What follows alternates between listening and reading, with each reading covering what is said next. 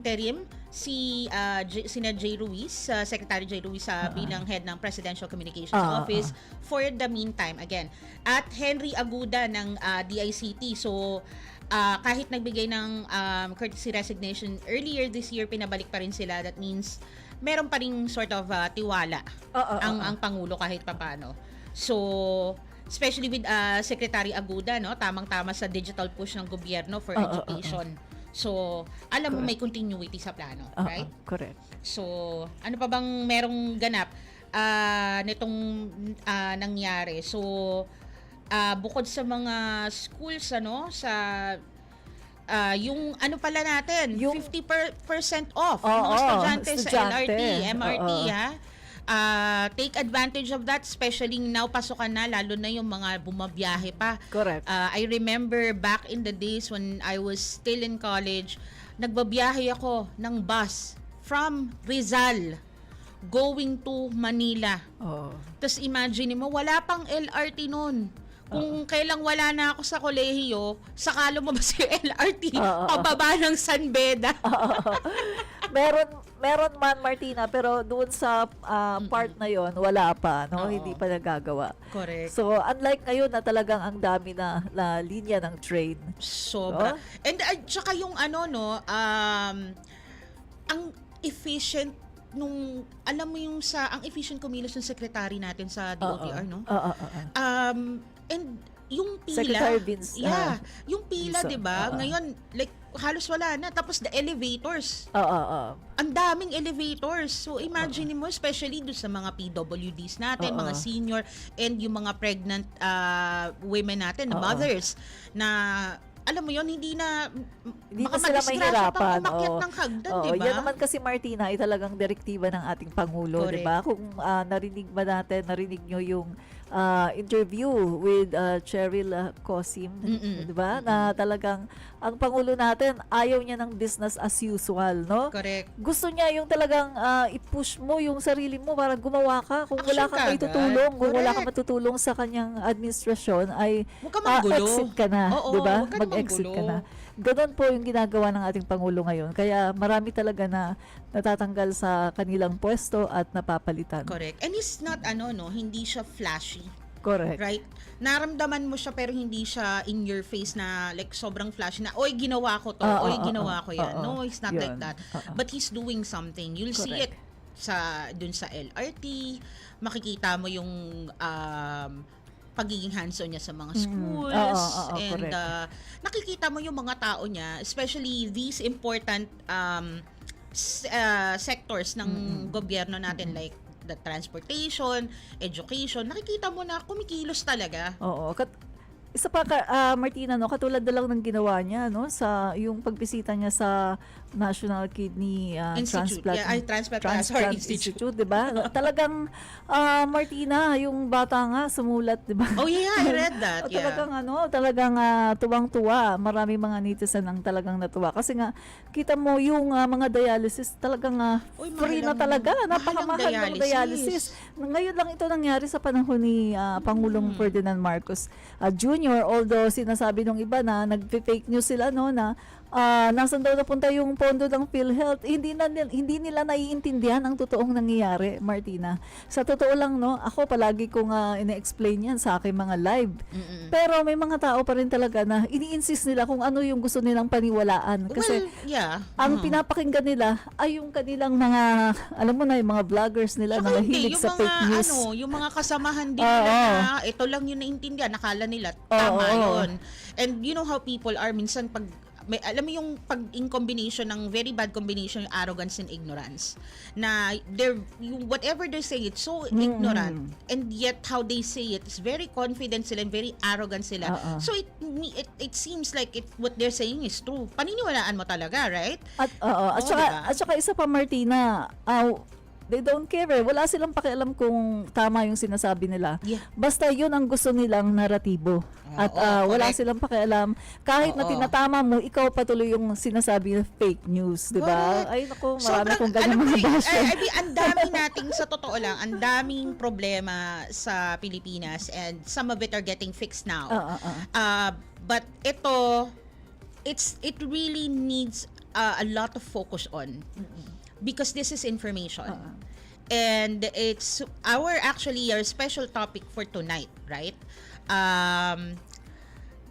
Alam mo naman when we started this, no, yung mga una nating episodes is inano natin na yung we were very diligent about educating our listeners and our viewers na about fake news and the distinction. And correct. Right now, alam nyo naman na lalong mas malala kasi we now have AI videos. Correct. And a lot of people are believing this, and a lot of them knows that this is not true, and yet they are deliberately and purposely spreading it.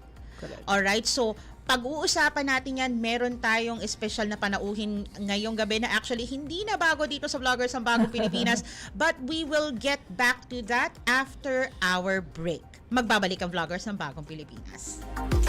Good news! Ang inyong pinagkakatiwalaang Radyo Pilipinas nasa TV na. Oo, nasa TV na. Ang Radyo Pilipinas 738 AM ay live nang mapapanood sa Channel 3 ng ABS-CBN TV Plus at Channels 45 to 49 ng GMA Affordabox. Kaya may access ka na sa balitang totoo anytime, anywhere. Sa radyo, sa social media at TV. Radyo Pilipinas 738 AM. Radyo Publiko Serbisyo Bayang Mahal News Nationwide. Balitang pambansa. Sa ulo ng ating Pinakamalawak na pagbabalita. ang radyo ng Pilipinas. Radyo Pilipinas. Balitang mahalaga sa bawat mamamayan. Ang radyo ng publiko. Radyo Publiko. Nag-uugnay ng pamahalaan sa sambayanan. Ay inyo ring mapapakinggan sa 104.3 FM band. Magkaisa, magtulungan para sa pag-unlad ng ating bansa. Radyo Pilipinas. Radyo Publiko sa 104.3 The Capital. Ang ating mga programa at serbisyo para sa mamamayang Pilipino. Ibabahagi natin mula alas 6 ng umaga hanggang alas 12:30 ng tanghali. Monday to Friday sa 104.3 FM band. Radyo Pilipinas. Radyo Publiko and The Capital. Ang boses ng Pangulo. Sabay na maghahatid ng serbisyo sa mamamayang Pilipino in the new era of collaboration. Basta mula sa iba't ibang bahagi ng bansa. Radyo Pilipinas, Radyo Publiko sa 104.3 The Capital. This is a public service announcement. Discipline is the key. Umiwas sa aksidente sa daan. Ang pagmamaneho ay may kaakibat na responsibilidad. Hindi basta mapaandar lang ang sasakyan. Kilatisin ang sarili, ang kahandaan sa manibela. Siguruhing inyong konsentrasyon ay hindi magagambala. Importante rin na ating laging isipin, init ng ulo ay huwag pairalin. Bagkus, kaligtasan ng lahat ang siyang dapat unahin. Isang mahalagang paalala mula sa Presidential Broadcast Service at Radyo Pilipinas, Radyo Publiko, 738. This is a public service announcement Public service announcement. from PBS, Presidential Broadcast Service at Radyo Pilipinas, Radyo Publiko, 738. Vloggers ng Bagong Pilipinas. Vloggers ng Bagong Pilipinas. Alright, welcome back dito sa Vloggers ng Bagong Pilipinas. So ngayong gabi meron tayong special na panauhin at napapanahon sa mga recent na ganap sa ating sinusubaybayang Philippine political teleserye. So I know that sounds a bit funny, no? But what's happening is no laughing matter. So panoorin muna natin tong isang clip during the press briefing sa Malacanang Press Corps last Monday, June 16, I believe, with attorney Claire Castro. Let's watch this short clip. Ang pag-share ng mga katulad na ganyan, muli, disinformation, fake news, hindi po sana nanggagaling sa mga opisyal ng pamahalaan.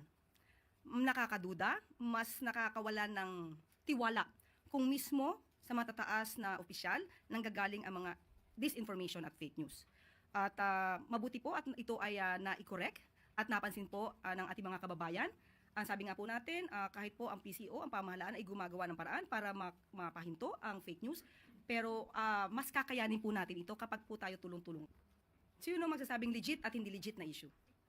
Kung ito ay galing sa isang fake news or AI generated, so hindi tayo pwede magsabi na ito ay lehitimo o ilehitimo ang issue. Hindi naman kinakailangan mag-apologize kung ginamit lang naman ng kanila ang kanilang mga talino para alamin kung ang kanilang isi-share ay mali, disinformation, or just AI generated videos. hindi ka na kailangan mag-apologize. Kung una pa lang, tama na ang inyong ginawa. But ngayon, na naipakalat na, paano na po yung ibang naniwala sa kanila? Considering na binoto sila ng taong bayan. So ngayon, na ginawa po nila, at wala tayong magagawa doon, dapat lamang po nilang i-acknowledge na ang ipinasa nila na video ay hindi totoo at hindi tunay. Opo, responsibilidad nila to. Dahil ang bawat salita na binibitawan nila sa taong bayan, leader sila, yaan ay totoo sa pandinig at pananaw ng bawat isa. So dapat maging responsable sa anumang sinishare nila na impormasyon sa ating mga kababayan. Yan, Martina, no? So, nakakabahala talaga. At para sa mga mas maintindihan natin, maigi na sa patuloy na ating pagtalakay nito ay ipaalala natin sa ating mga tagapakinig at nanunood sa atin ngayon ang importansya sa pagiging mapanuri. Kasama natin ngayong gabi at hindi na ito bago, no, sa vloggers ng Bagong Pilipinas. Walang iba kundi si Doc Ligot. Alright, Doc Ligot, magandang gabi sa'yo. Para lang sa mga hindi nakakaalam, sa mga hindi dati nakapanood ng episode natin nung naging guest namin siya before, si Doc Ligot ay isang award-winning data scientist at founder ng Zerolytics na kinikilala sa mga international competitions tulad ng NASA lang naman, Space Apps Challenge. Isa rin siyang co-founder ng Data Ethics Philippines at aktibong nagtuturo ng data literacy at responsible AI. Bukod sa pagiging technologist, nagsisilbi rin siya bilang consultant sa gobyerno at board member ng Philippine Center for Investigative Journalism or PCIJ. So, magandang gabi sa iyo, Doc. Welcome back sa Vloggers ng Bagong Pilipinas. Salamat ulit that you brought me back, no? And happy to be back. Napapanahon. Actually, when I was looking at, I was browsing sa social media, si Doc Ligot. Tapos sabi kong naisip ko, kasi kaya natin ulit si Doc Ligot. And then all of a sudden, isa sa EP natin, naisip din yun. Okay, let's go. Let's do it. So anyway, Doc, ito gusto ko malaman since napanood natin yung clip ni Attorney Claire Castro regarding dun sa ni-repost na ni Senator Bato na isang AI video with a comment regarding the impeachment ni VP Sara, right? Na obviously AI, and he was called out for that. So, ito, kasi ako naramdaman ko yung gigil ni Attorney Claire doon sa pagsagot kanina eh. So, ngayon, Doc, ano pong initial reaction nyo dun sa video na pinost ni Senator Bato de la Rosa at Mayor Baste Duterte? Sa tingin nyo po ba ang objective nito at effective ba yan para sa inyo? Well, yung reaction ko actually, may mga, although I noticed, I think it's almost universal condemnation. Lahat ng netizens nagalit. No? But then occasionally, may nakikita akong mga comment na kesyo daw partisan yung pag-react ko. Na, pag yung admin, walang okay lang, pero pag political opponent, suddenly you're very critical. Actually, I'm not reacting to the partisanship of the issue. Kasi kung susundan natin yung chain of events, noong una niyang shinare yung video, parang ang sinasabi niya, mabuti pa yung mga kabataan. No? Right. They have a view on this impeachment. Kasi parang ang dating interview siya on the street eh. Parang Yes, man on parang, the street. Well, clearly it was not real people, di ba? Alam naman natin. And then later, nung pinoint out na, kumambyo na kahit hindi AI yan, importante yung message. So, for me, yun yung subtle parang switch that made me react. Na either you thought it was real, tapos ngayon okay lang na hindi pala siya real. Those are two different things. Mas madali siguro, in my view, to say, akala ko totoo. Pero ito yung view ko about impeachment. Then, nobody would have actually, may magre-react pero it wouldn't be as bad as it was. No? And that's why I had to come in and basically say, kung kahit sino-sino lang siguro, maybe pwedeng palampasin. But if you're in a position of power, Correct. you're in a position of influence, maraming maniniwala sa'yo just because you are in the position. Correct. That's right. And so it's incumbent on anyone. Doesn't matter whether you're on one side or the other. Hindi siya issue of political partisanship eh. It's an issue of totoo ba yung media na okay naman. For me, I use AI a lot. Pero I will disclose this is an AI generated video. Correct. Never kung sasabihin na ito totoo to pero actually AI generated. I think that's the slippery slope eh. The moment palagpasin natin yung mga ganyan, then wala na, no? Yan ang challenge natin. I also in reaction to that, I also find it lazy. It's lazy for me. I mean, to create this an AI video to see the reaction of whatever it is, to get an opinion of somebody. I mean, talamak na talamak, you have content creators on your end, and you could have done an actual Kalye survey